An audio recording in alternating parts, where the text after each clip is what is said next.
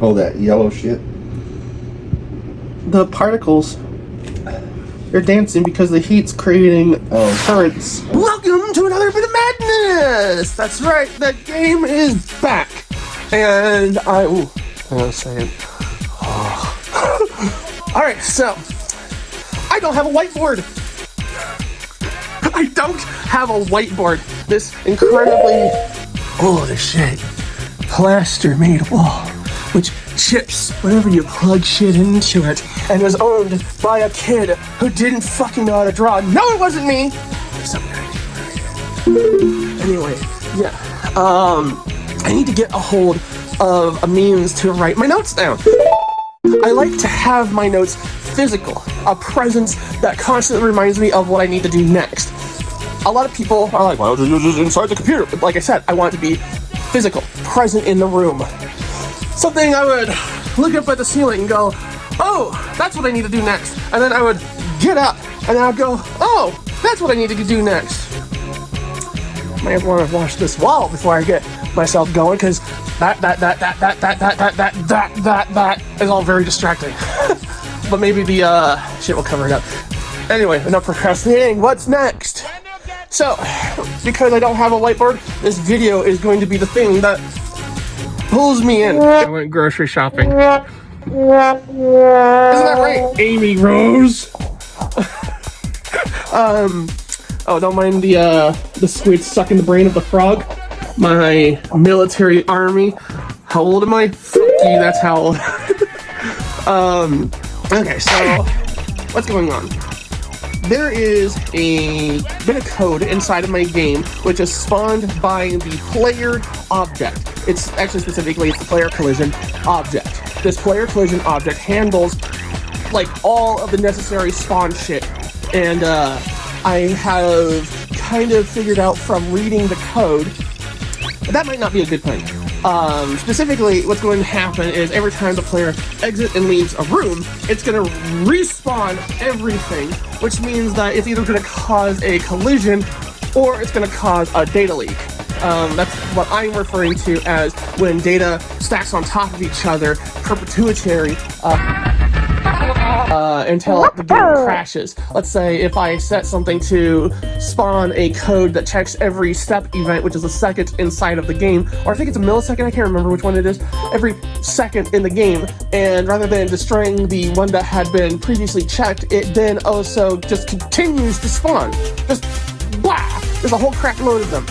Eventually, this causes a lag or slowdown, which then hinders the rest of the game. It's important that the UI and other HUD elements do not continuously spawn on top of each other. I believe I actually saw an instance of this before when my character exited a room's camera. So, what am I going to do about it? Well, I want to handle that stuff inside the game INIT. Would you at least run my HUD display?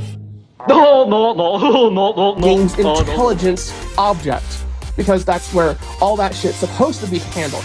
Like one object, it gets spawned, and originally it spawns at the player, like right where the player is. It spawns poof, right there. This is bad because this ended up causing some camera problems. Like specifically, effects would not look proper. So what I'm going to instead do is I'm going to set it to the 0 mark on the room, and that's going to just whoop, toss it somewhere where I can't even see it. And from here, it's going to basically do its job.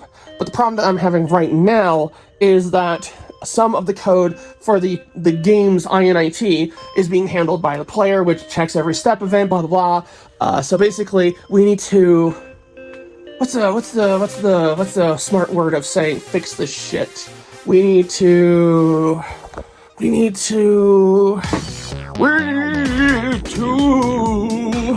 streamline code. Fix this shit. Happy to be back, man. Today I woke up at 5 o'clock like a pop shot. I went to bed at like, I think 1:30, and I woke up at 5 and just was incredibly excited to have this back. It's been depressing without it, if I could be frank. Alright, let's go!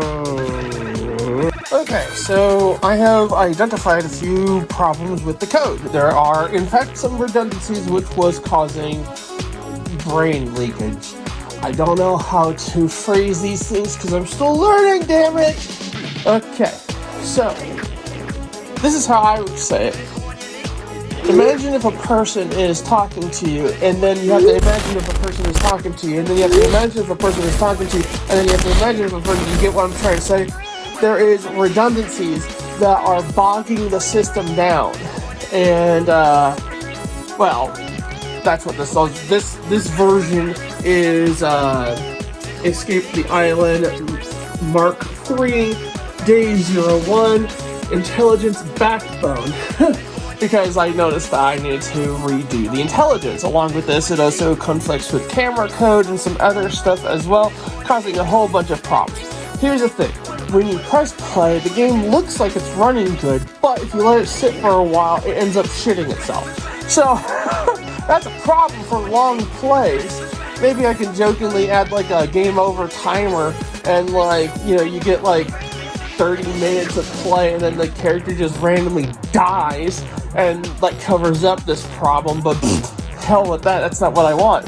I want a full-on freaking masterpiece here. Well, you know, whatever. Anyway, so here's what we gotta do. Camera setup. Step toggles full screen does not recalculate, meaning that when I hit F11 and it goes to full screen mode, when I enter into other rooms and do that, it doesn't rescale for that room. It keeps this weird situation. You know what? Let's see if I can show you what the hell I'm talking about.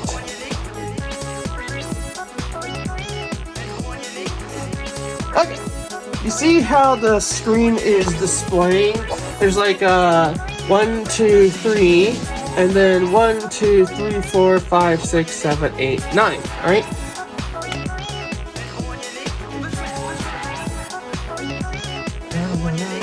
Alright. It doesn't. It looks strange. Everything is too close. This is okay, but at the same time, the player needs to be on the screen, maybe like the size of one of these squares. Everything needs to be pulled back better. And if we leave a room, and then we do this, give it a second, and then do this, there's some weirdness going on. Along with that, because Game Maker is forcing a no VSync situation, it's causing that craptastic tearing I was talking about, and I still want to fix that. The problem is Game Maker's VSync sucks monkey balls. So, I don't know how to fix VSync. I found some around like 19 problems that need to be fixed. I think this morning before going grocery shopping, I was at 16 that need to be fixed, all related to the game INIT. And now we're at like 19. Some of them are in the INIT, but I think 2 of them, or 3, are inside of the player object. They are spawning a extra camera object. The camera control object is being spawned inside of the player as well as the game INIT, and the INIT is checking to see if it's doubling up on it, but that's causing... Oh god, okay, how do I explain this? So, the player, my fist, is represented by the player OBJ player collision with underscores. OBJ underscore player underscore collision. And once this is on the screen, this pops and turns into the player sprite facing any which direction. Typically it starts facing downwards. From here, pressing directions will make the player's sprite change, and a lot of the animation is handled this way. And the moment that the pop happens, the game INIT is also created. The problem is this. When this is here and there's no INIT, it creates the stamina code, which is something that's supposed to, if you can't tell, I'm actually shaking because, like, I actually am really hurting right now. My neck is, like, killing me. The player spawns, and it spawns the stamina code, which is a redundancy, and then pop, the INT comes into place, and that also spawns its version of the stamina code. So then when you press the run key, it triggers both of them, and instead of running the code properly, it's like, which one do I choose? And it just overlaps, and what's supposed to look like a slowed down stamina bar when it's charging is actually yeah, I might need to take a break today.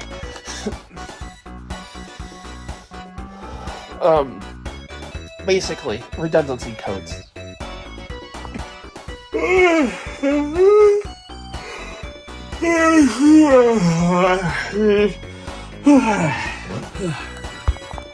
First, I gotta transfer the problems that need to be fixed to a better looking situation. And then I put this back because I'm borrowing it.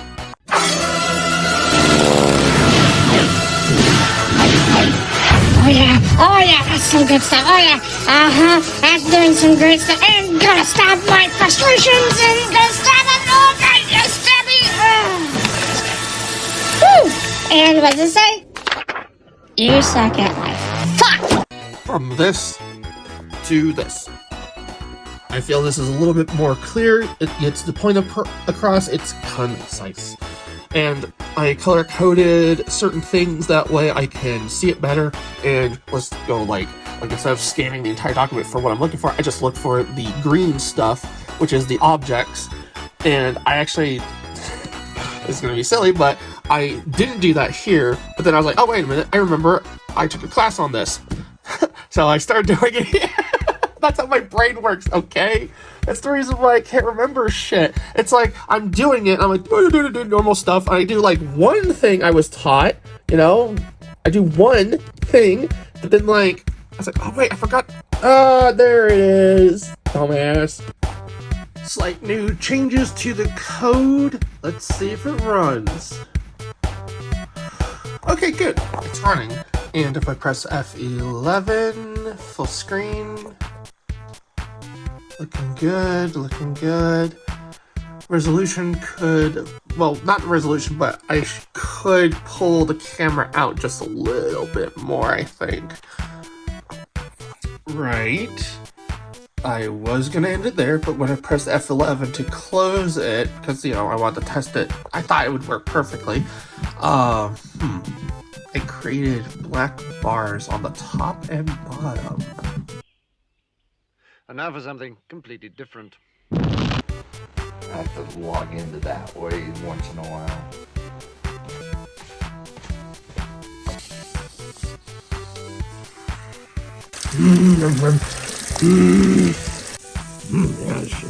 Yes, very nice indeed. Yes, very nice. Drugs! Oh, way to get shit done around here. Okay.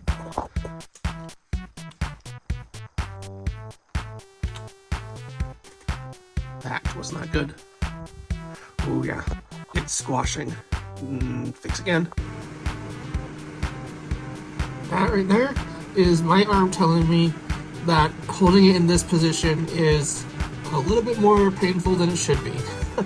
Typically, I solve this by having a raised platform. So I'll do this. I'll raise it up a bit. Sometimes that's not enough, so I have to like keep stacking things until it gets to a point where the mouse is flush with my shoulder. Still trying to fix this. Absolutely fucking ridiculous.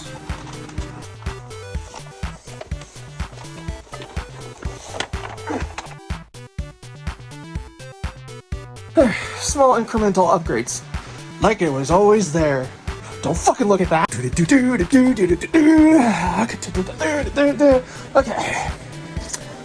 I figured out what the fucking problem was. So the screen wasn't sizing properly. Every time you would hit play, the screen would pop up, and there would be these black bars on the side, and then when you'd go into full screen mode, it would squash everything. It looked really fucking gross. But the thing is that when you exited full screen mode, the sprites would look perfect, but the screen would be perfectly square.